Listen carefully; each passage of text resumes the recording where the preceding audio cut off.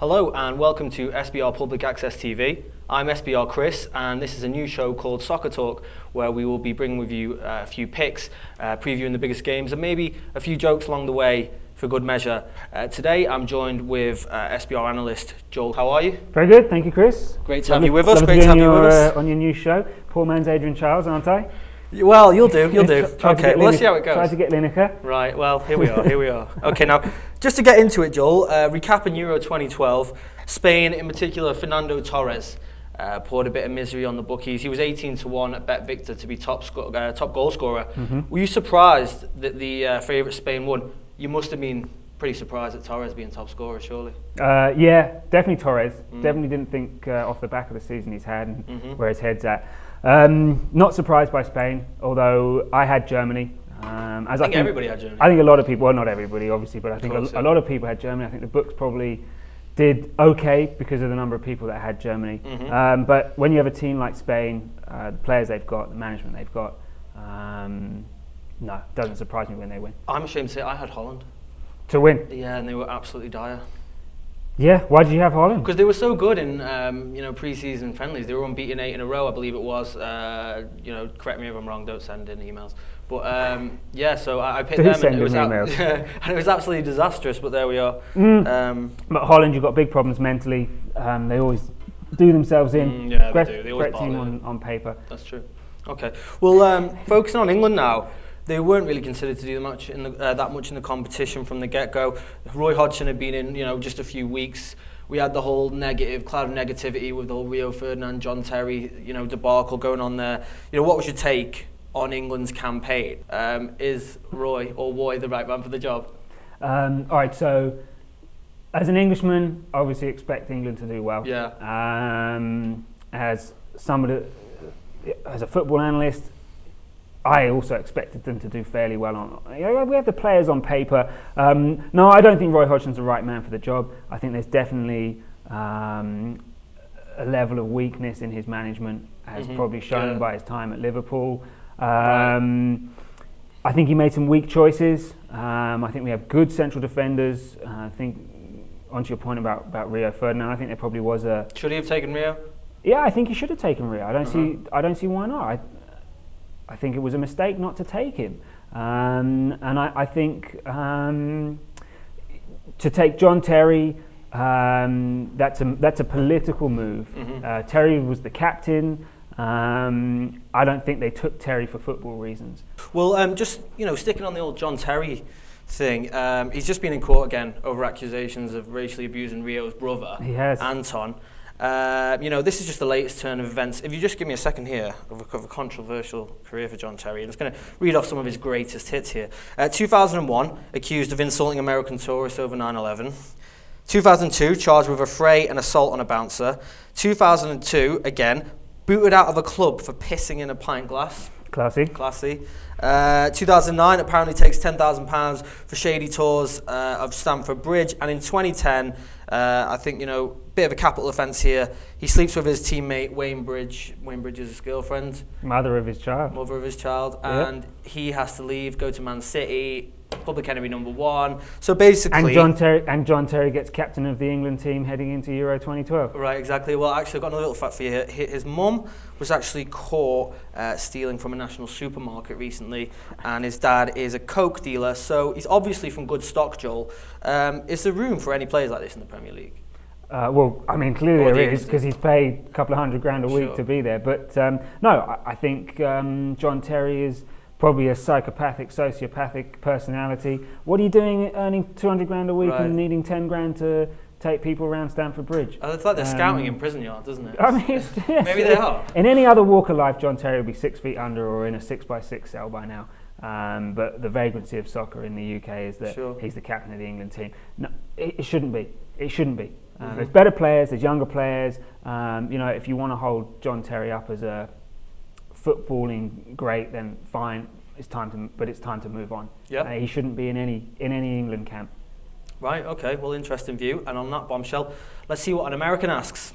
Oh, say, can you see by the dawn? Hey, how Brazil do in Euro 2012?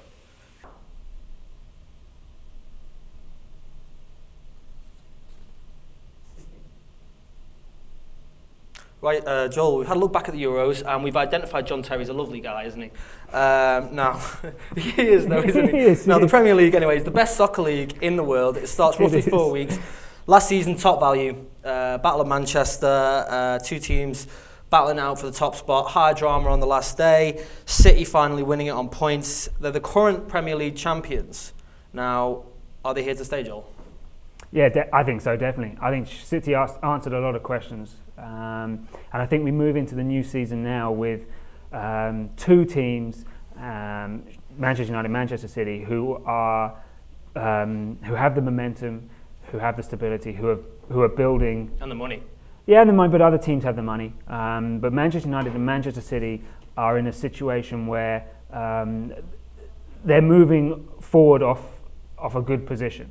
Manchester City answered a lot of questions last season. I thought they would have been their own worst enemy. I thought they might have mentally imploded. They went behind. Well, it was close at the end, wasn't it, with the old mind games? It seemed like, you know, Ferguson was doing the trick, then they dropped the ball, and then, you know, it's yours to lose. All the drama. Yeah, went on. But you know you're going to get that. You know you're going to get that with Manchester United. You know you're going to get that with Alex Ferguson. Sure. He's been there, he's done it before. Mancini didn't know. Manchester City didn't know. They'd never been in that position where they were so close to winning it.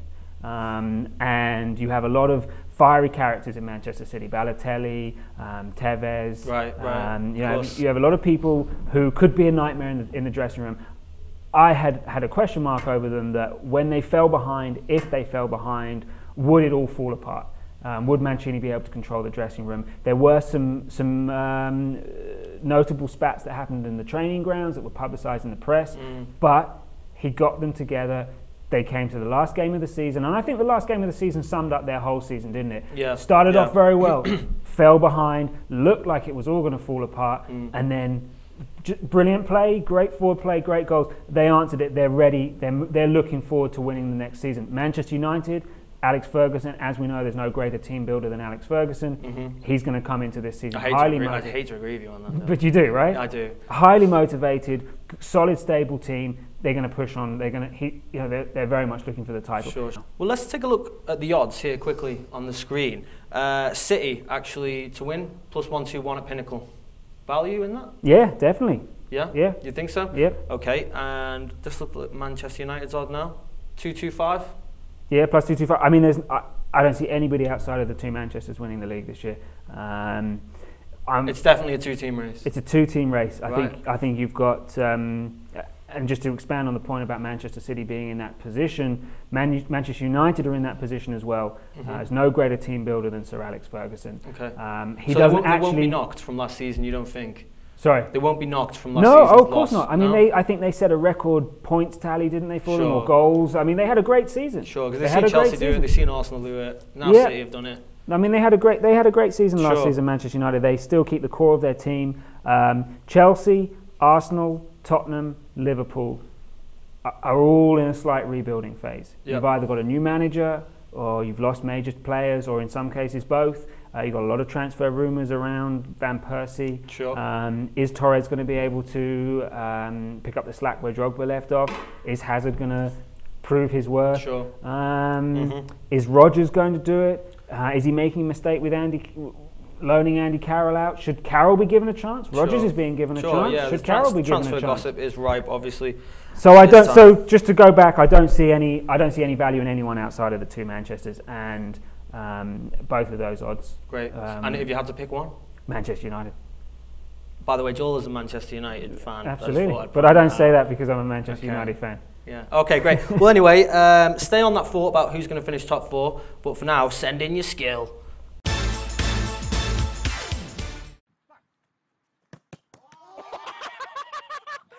Oh, lovely bit of skill there, wasn't it? It was. Reminded me of you. All right. Okay, Paddy Power top four. Well, to finish top four, they've got Chelsea -350. Dead cert? No, I wouldn't say dead cert. I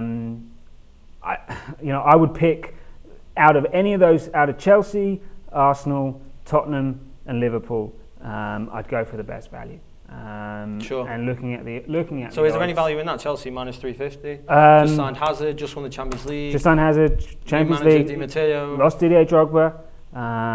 Question marks over John Terry. Kalu's done. Okay. What can Torres do? Look, of course they're a contender. Of course they're a contender. But I think you've got 2 spots remaining. You've got Chelsea, who there are question marks over. I don't think it's a coincidence. I think Di Matteo is the 3rd favourite manager to be first out the door in the Premier League. Right. But you've got Brendan Rodgers. I think he's the 4th favourite to be out the door at Liverpool. You've got Andre Villa Boas at Tottenham. Didn't cover himself in glory at Chelsea. Probably going to lose Luka Modric. And you've got Arsenal, great manager. Well, Arsenal, look at them. They're minus 187. Is that a dead set? I would say Arsenal for the They've top just 4. lost, or they're about to lose Van Persie. They've just got in German star Podolski. Yeah, I mean, great player. I think, all right, sure, there's the disclaimer, past performance is not ever an indicator of future performance, but Wenger is a good manager, as a smart manager. He's done it before. Everybody's not a has-been. No, he's definitely not a has-been. People question him every year. People thought when Fabregas went, they'd be gone. They wouldn't even be challenging. And they played very well. Their drubbing at Manchester United was the catalyst. They just had a poor start, wasn't it? Yeah, but they finished it. I think my top 4: Manchester United, Manchester City, Arsenal. If you had to push me, I would say Chelsea at the 4th spot, because I think Tottenham and Liverpool have more question marks. I just want to can't let you get away without being on my show about talking about Liverpool, of course. Sure, your team. Right, exactly. Brendan Rodgers, your thoughts? Look, he's coming off. He's coming off a couple of great seasons.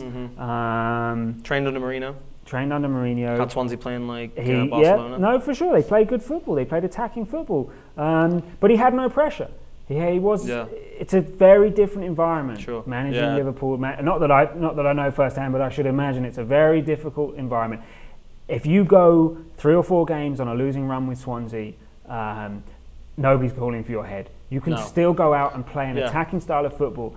4 or 5 games into the season, Liverpool are down in the relegation zone. A lot of questions going to be asked. They've got a tough game at home in their 2nd game against Manchester City. I don't see them winning that. Their first game is extremely important. Liverpool need to get 3 points out straight out the back. Right. What's he going to do with Carroll? It's a £35 million striker. He was a waste of money, wasn't he? I think that's unfair. I think that's unfair to say. I don't think he was worth 35 million. No. But I think that's a problem with Liverpool's structure. I think that's a problem with Liverpool's transfer policy. Sure. If Robin van Persie is having bids for 30 million, a proven Premier League striker, top scorer last season. What is Liverpool doing paying 35 million for someone who's had 1 good season at Newcastle? No, difficult. I think 6th place is the best Liverpool can hope for. Okay, we'll see about that. All right, Joel, thanks for coming on the show. Pleasure. Thank you, Chris. Till next time. Okay, this is Soccer Talk. Thanks for joining us, and see you next time.